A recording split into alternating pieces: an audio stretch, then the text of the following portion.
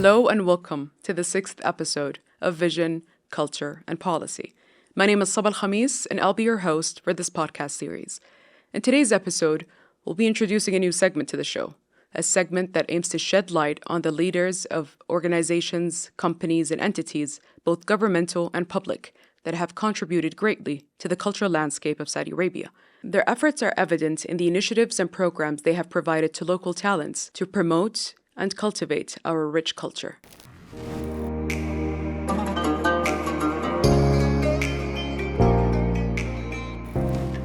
She is one of the visionaries that seized an opportunity when she saw one. She's always seen with A-list celebrities, and didn't take her much time to come from her office to the studio today. On this episode of Cultural Success Stories, we have the privilege of interviewing the co-founder and CEO of Merwas Studios, Nada Tuwaijri. Nada, thank you so much for joining us today. You're most welcome, and I'm very happy to see, the studio In up and action, running and in yeah. action. So happy that you're here, and I think of Merwas as my second home. I'd be honest. I spent a lot of time here with the guys editing, and you know the drill. Of course. Nada, can you tell us about the journey of Merwas from the inception of the idea to it becoming the world's largest studio? First of all, we never had the intention for it to be the largest music production studio in the world. It came by Interesting. chance. But I think what helped a lot is the fact that we did a lot of site visits, locally, regionally, and internationally. And we went a notch higher Okay. in everything, in terms Okay. of equipment, sizes, of the studios, acoustics, and so forth. And we ended up being lucky of becoming the largest music production studio in the world. That's one side. If I'm not mistaken, you guys have a Guinness World Record. We do. We actually do. okay. We have a Guinness World Record as the largest music production studio Wow, in that the world. is amazing. And we were granted that certificate by the second month of operations. Second month. Second month. So that was a very big success at a very early stage. We were a bit overwhelmed. What more validation can you get? That's you the thing. need? When you get something as big as a Guinness World Record by the second month of operations, you're going to have to keep that standard. And that can become very challenging. It can. It can. All right. So that's on the point of the Guinness, which was, I promise you, not intentional. Okay. But the idea of inception, I think I've probably mentioned this here and there, but my partner and I are both artists. Okay. So I'm a poet, and I have my experiences in composition. And he's also a producer, but he comes from the world of R&B and hip hop. Okay. So two very different worlds. Okay. But again, being the artist that we are and were, we realized while we were trying to produce music that there were so many issues in the market. And if I were to sum up these issues, I would say there were three main issues that led to us creating the company with its 6 subsidiaries. And the solutions are basically distributed within these 6 subsidiaries. Please do share. So the first issue is obviously the lack of studios. Most of the top-class studios are private and not accessible to the public. So we thought, okay, how can we solve this issue? We started off by doing site visits. We started in the kingdom, and then we went GCC, and then we went regional, and then we went to the US just to bring in the best practice, basically. And then it was a very thorough practice. So we started thinking, okay, how can a studio like this accommodate all tiers and all types of artists? And here's where the methodology of the grading system came in. So there's studio A, B, C. So A is the highest, C is the lowest, and B is in the middle. So A is like the creme de la creme of the place. As you saw probably the Neve Studio, which is 1 out of 5 in the world, only because of the console itself. Which it's the big one on the right. It's the big one on the right side, okay. on the left side. Sorry, as you enter the building, and luckily enough, as soon as we purchased this console, Saudi Arabia became on the global map when it comes to such studios. So Your even timing if- was impeccable. Exactly. Yes. So A, again, is the creme de la creme. The Neve studio can accommodate up to 130 musicians. We can work on film scorings. We've done over 100 rehearsals in this place with triple class A artists and the top conductors in the Arab world. All the way down to a C studio, which is basically an upgraded home studio. And this is where the young talent come in. And it's very affordable, very accessible, with the highest quality. That's the balance that we were trying to create.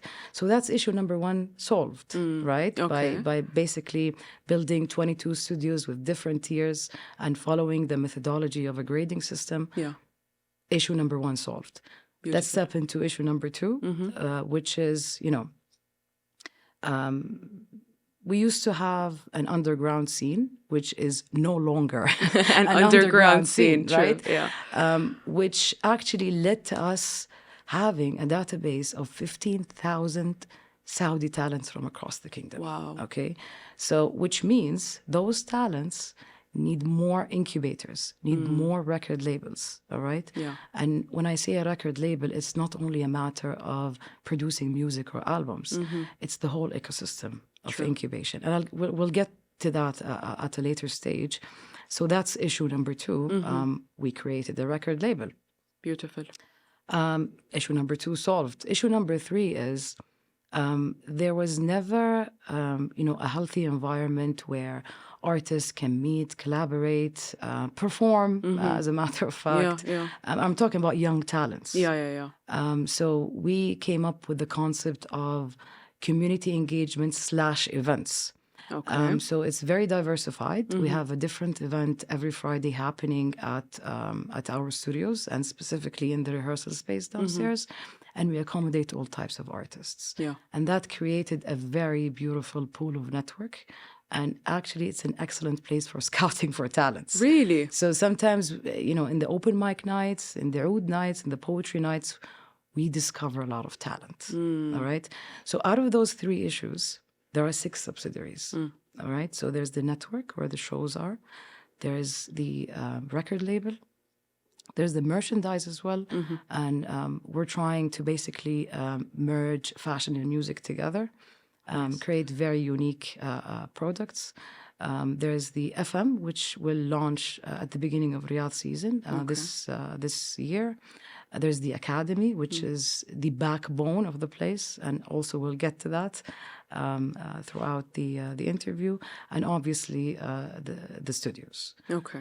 Beautiful. That's it. That's Wow, how the idea started. In a and this is where nutshell. we are today. Yes. In a nutshell. Yes. Yeah. And when I wanted to record for the podcast, I just came back from my studies, and I used to record. If you heard my first season, it's very, very bad quality. I do truly apologize. I was the editor, everything. I was doing everything. But when I came here and I wanted a studio, I couldn't find anything.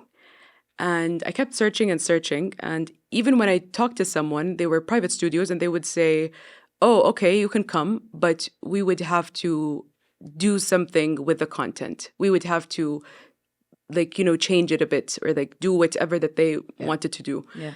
And I didn't want that because it's my research, it's my Your little content. baby, It's of course, exactly. of course. And then I came across Merwas. And honestly, it was so refreshing to see that thank you. as soon as you open the website, it says, book your session. Yeah. Book a room for or book a session to record. Please don't divert people to the website because we're doing a lot of fixes. Okay, but please, no. Let them go and see that No, you I'm guys joking, do I'm have, joking. you can check out their Instagram if you want to, but this is where I found out, and I called you guys, and it was the most, it's the smoothest interaction ever. Came in, saw the prices, saw everything, and the quality is top notch. Everything is great. The staff is amazing. You guys have outdone yourself, honestly. Thank you. Okay. I think I'm very blessed to have a great team, honestly, because without them, the place wouldn't be up and running the Yeah, way we yeah. wish for it to be. And again, the example you just gave takes me back to the previous point of studios being accessible to Yes. everyone with high quality and affordable prices. Absolutely. This is not a place to sell. I'm just proving a business mindset that we've had since day one. Some might think actually that this is a lavish place and it's only for triple class A artists, but it's absolutely not. Okay. And you would see that just throughout the events that we do on a weekly basis. Okay. Beautiful. So when establishing Merwas, يعني as I wanted to ask you before. So before this question, sorry, Merwas is a word that it's a noun for a drum. Correct. Okay. Can you elaborate more on Of that? course. I only knew that because of the logo. Yeah. Okay. So the instrument itself originated from India. Okay. All right. Interesting. And it flew all the way to the eastern province in the kingdom. So Sharqiya, Al-Khabar, Al-Hassa. Yeah. And it became the main beat in our Saudi music, right? So there's element of really bridging cultures and becoming the main beat in our music.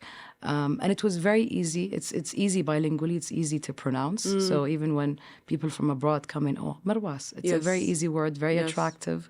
And it also represents the culture, the place. And the story behind it is actually very interesting. Was this your own doing or So my partner, I came up with the name, and my partner actually designed the logo. He's an artist. MashaAllah. It was me and him. A joint effort. It was very much a joint effort. Okay. Yes. So when establishing Merwas as one of the first, I would say, creative studios in the country, because when we say creative studio, we don't just mean a studio. We don't just mean music. We mean audio recordings. We mean film production or editing. And I've seen one of the rooms downstairs where it had those boxes and there's sand and then there's like a bunch of other things. That's the Foley studio. That's the sound of art. Exactly. Yeah. So, and you have all these things in the studio. So what is your primary demographic or target audience when it comes to mind? So is it just local talents? Because you're saying it's accessible too. Absolutely not. Absolutely but not. But also you have A-list celebrities that come here. International, may I also say? Of course. Okay. So obviously, initially, the idea was to give this space to local artists. But yet again, this place became a landmark in Saudi Arabia for any international artist that would come in, right? Yeah. So we don't have a specific targeted audience. The place is open for all artists from all over the world, in all ages. So I can't say, well, it's only for the age of 19 to 25. There's no demographic kind of targeted audience. It's really open to everybody, whether it was in music, film, and podcasts as well. All three segments. Perfect. Okay, so we always see this.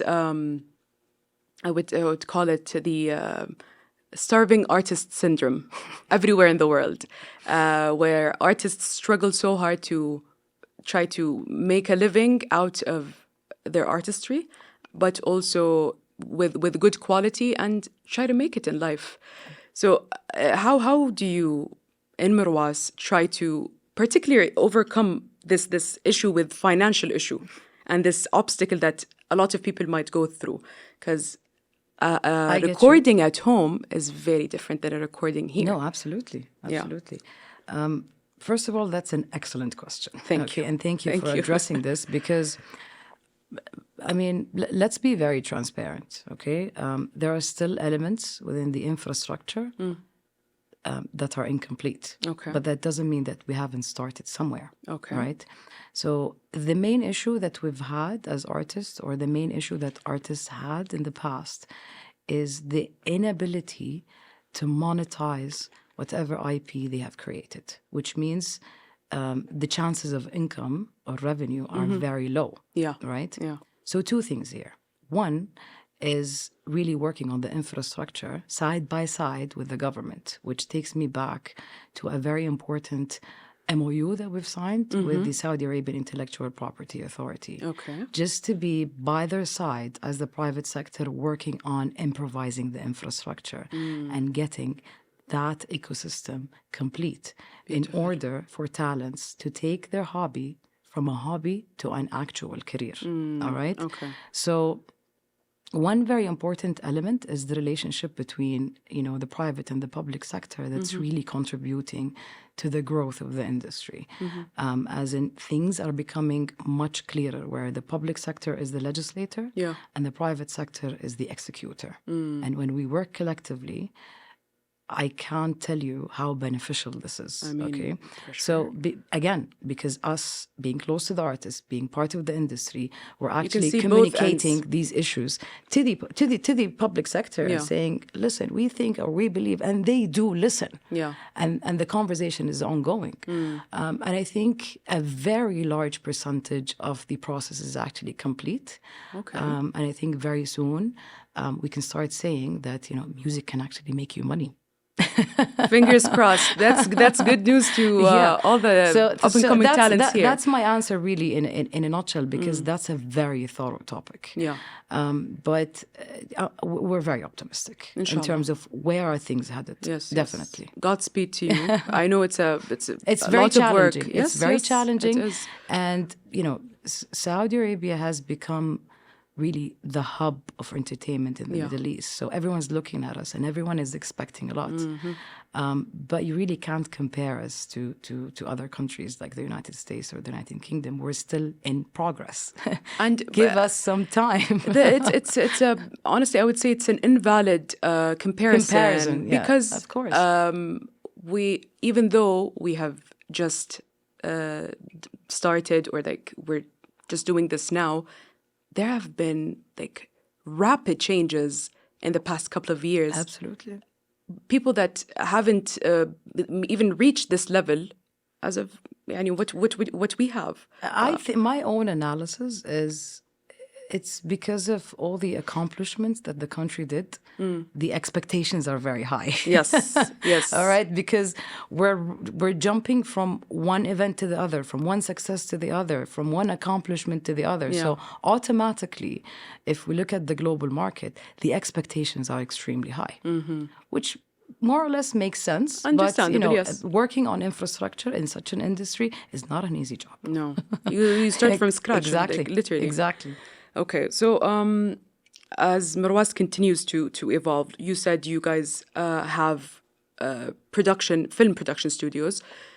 Would we see Merwas doing producing movies and films? 1,000%. Okay, alrighty. So this is exclusively actually for you. It hasn't been announced. Okay. But we are working on something called an entertainment fund. All right. So usually what's common are film funds. Yes. What's not common is an entertainment fund. Why did we choose an entertainment fund to include both music and film in that fund? Please, podcasts too. Please. We're struggling too. Podcast is also part of entertainment. Yeah. So if there's an IP that's worth acquiring, why not? Yes, absolutely. It's definitely going to grow as we go. But the current ratio we have is also obviously 70% towards music and 30% is towards any other content, including the shows. But that ratio is definitely going to change once that fund is established. Yes, absolutely. That's amazing news. Hopefully soon. Inshallah, ya Rab. So, in the music industry, we see a lot of this happens around the world, not only in Saudi, but we see this genre control. It's an issue that has been there for the longest time. So, how does Merwas aim to challenge the norm and contribute to diversifying the music landscape? Well, I beg to differ. Okay. I really beg to differ. All right. Whenever I meet someone from outside of the kingdom, I always tell them that we are very diversified. Okay. Right? So people here in Merwas? No. I'm talking about the country. Saudi talents. Okay. I'm talking about the country actually in general.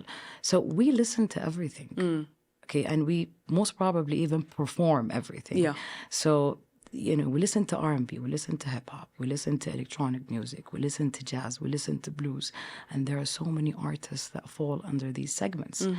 The only issue that they haven't been voiced. So we haven't heard them yet. Okay. But that doesn't mean that the industry is not diversified. I'm guessing down the line, once there are more incubators and more record labels and sub-labels that are specified in certain genres, you'll start noticing that the culture is actually very diversified. Okay.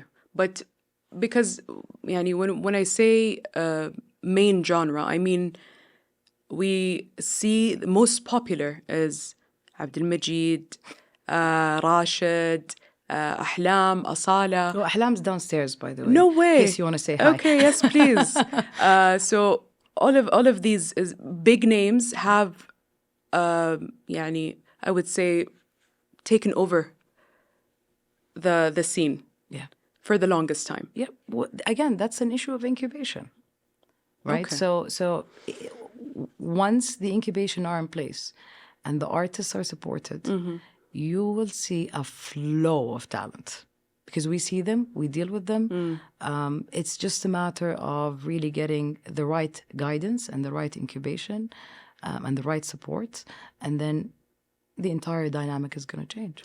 And do you guys regulate the types, the genres, when you have these talents? Do you say, oh, well, we have a lot of people that are into hip hop. I think we have enough of hip hop artists. We have a lot of rap. We do. Okay. We do assess that, definitely. In fact, we have a committee. Okay. It's an internal committee, obviously, and this is where we decide how the record label is going to function. But again, to the issue of diversification, the plan is to have the main record label and then sub-labels underneath that where there's something only for hip-hop. Okay. And then something only for electronic music. Okay. And then something for X, Y, Z, pop, you name it, right? Okay. And this is where it becomes very inclusive. All right. Perfect. That's a good enough answer for me. Okay. Being pioneers in this space, what business model did you guys adopt or did you guys look into as a benchmark? Okay. Let me tell you this. There's no benchmark to Merwas. For one specific reason, right? Okay. No, I'm not bragging here. But I'll explain why. Okay, so there are successful benchmark in each of the subsidiaries under Merwas. So there's successful benchmark in record labels, successful benchmarks in podcasts and so forth. Yeah. But I think we're the only place in the world that has all of this under one roof. Okay. All the 6 subsidiaries under one roof, under one company, right? So we looked into the successful Each benchmarks and every one within, okay, but and then joined them together. and then we joined them together. Okay. So as a business model, I think we're extremely unique on a global scale. Wow. Yeah. Okay. That's amazing.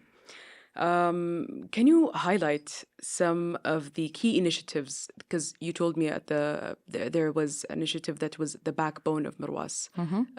Well, what's that? So, again, the academy is actually the backbone of Merwas. Why? Because it's very much aligned with a lot of the 2030 vision pillars, meaning...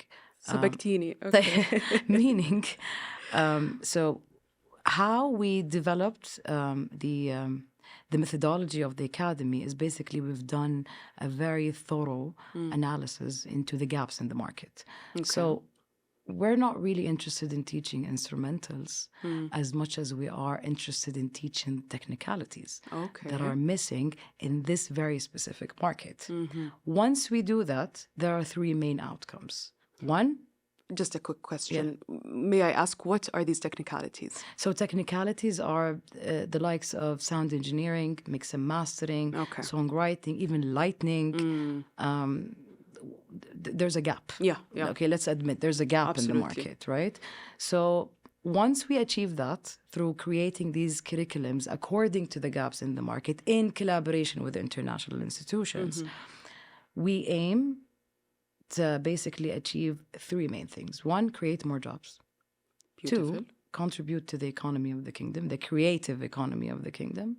And three, really contribute to the enhancement of the industry itself by having top-notch people, local Saudis, working in the industry. Beautiful. And that's very much aligned, again, with 2030's vision in terms of That's amazing. job creation in general. I think this is where the alignment comes in. I don't know, Nada, if you did your homework correctly or you know this by heart, or I don't, because your answers are just like on fire. Okay, so I asked this question before on the demographic, but who forms the core customer base of Merwas? Is it local artists, regional, or international? And يعني, because I see a lot of international artists coming here. I mean, Kanye West recorded part of his he did. Yeah. album here. Yeah. But yeah, so who would you say? So, I mean, the realistic, rational answer would be obviously the local talents. But yet again, there's a very high flow regionally, Okay. especially during Riyadh season. So let's say from October to March, people from all over the Arab world come and record and use the studios for rehearsals or mixing and mastering and, you know, recording live instruments. And so the lowest percentage at the time being is definitely international, but I see it growing as we go. Okay. So how has the Vision 2030 influenced Merwas other than the academy? Because you told me that, but yeah. I think you know, we've read every single page of 2030 Vision to understand how can we actually contribute to that vision coming to place.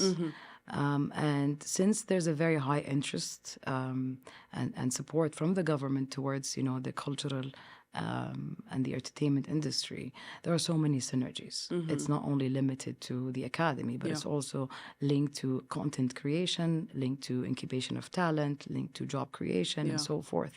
So there are so many synergies and there are so many intersections. So I do see us really contributing, even if it was like 1-2% to the vision. I mean, but I do see a very high alignment. I feel like any contribution to the economy is always very helpful.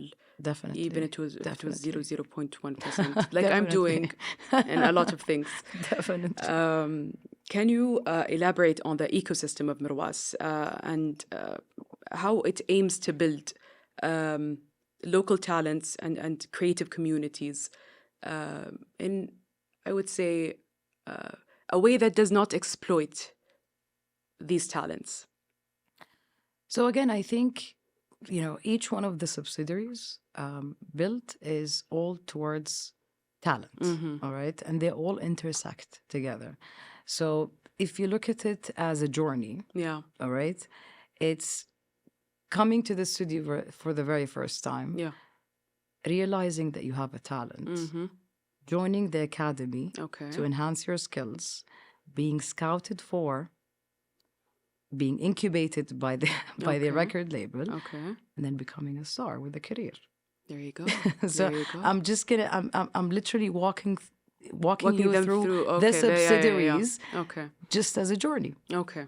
That's it in a nutshell. So every single thing is intersected, and it's all towards either enhancing local content, really positioning Saudi Arabia on the global map when it comes to creativity and content, or taking talents from local to global. Okay, amazing. So what are the steps that Merwas are taking to focus on intellectual property rights and preservation, and how does this contribute to enriching the culture of Saudi Arabia?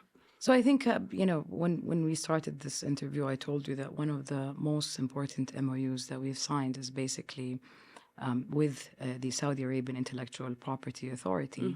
And within that MOU, there were so many important factors that will hopefully end up pushing us to really achieve the end goal, which is having the collection management offices in place, ensuring that there's a healthy monetization process, really spreading awareness before everything. So we've actually conducted a lot of workshops in Merwas in collaboration with SAIP just to shed light on what are your rights. Yes. Either as an artist or a content creator. So you could be included as well. Thank you. So the way we dealt with SAIP is the following. Okay, we come from the industry. We can tell you what the pain points are, and we would like to become your partner in achieving X, Y, and Z. X, Y, and Z is what I just mentioned. And this is considered the infrastructure that will push that industry forward. Okay. So when you say your partner, what does that entail exactly? What does that mean? So basically, we are involved in the decision-making process, having direct conversations with the leadership of SAIP, creating workshops. There's a little bit of advisory as well from our end, especially again being close to artists and really addressing certain pain points. So that's us being a success partner. Okay. Okay. I'll ask you a question that I didn't send you, but I would maybe address a lot of speculation that has been around Merwas or around you yourself.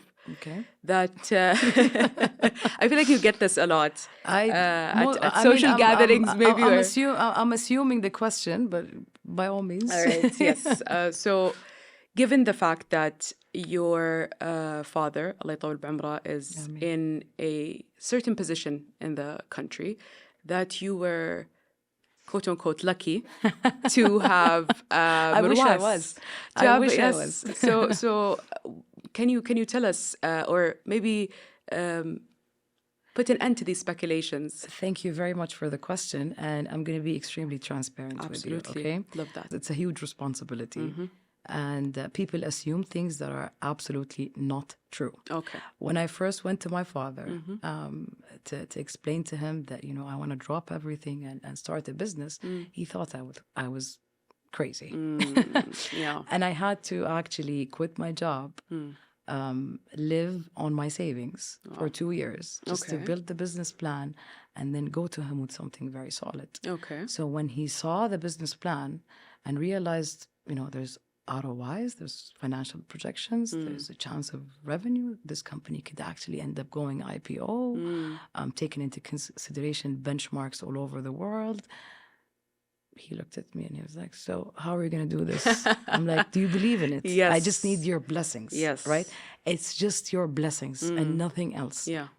He's like, I would love to see the success of the place. Wow. And that was my father's only contribution. His opinion. And blessings. And blessings, of course. As a father, of course, I would never do something without my parents' blessings.